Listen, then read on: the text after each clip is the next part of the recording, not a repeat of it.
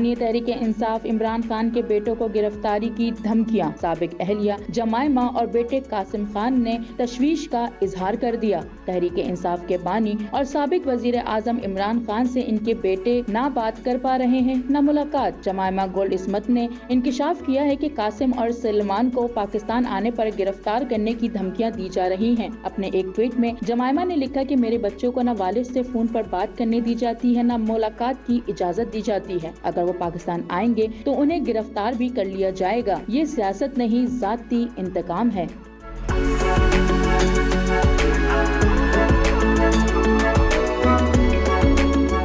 دوسری جانب قاسم خان نے بھی اپنے رد عمل میں کہا کہ ہمارے والد کو 700 دن سے زائد قید تنہائی میں رکھا گیا ہے۔ وکلا، ڈاکٹر اور اہل خانہ سے مکمل طور پر کٹ چکے ہیں۔ یہ انصاف نہیں بلکہ قانون کی حکمرانی کے لیے کھڑے ہونے والے شخص کو توڑنے کی کوشش ہے۔ پی ٹی آئی کے حامی حلقے اس صورتحال کو سیاسی انتقام قرار دے رہے ہیں، جبکہ حکومتی سطح پر اس معاملے پر تاحال کوئی باضابطہ رد عمل سامنے نہیں آیا۔ عمران خان کے بیٹوں کو درپیش خطرات اور قید تنہائی میں طویل وقت گزارنے کے الزامات نے ایک بار پھر سیاسی اور انسانی حقوق سے جڑے سوالات کو جنم دے دیا ہے۔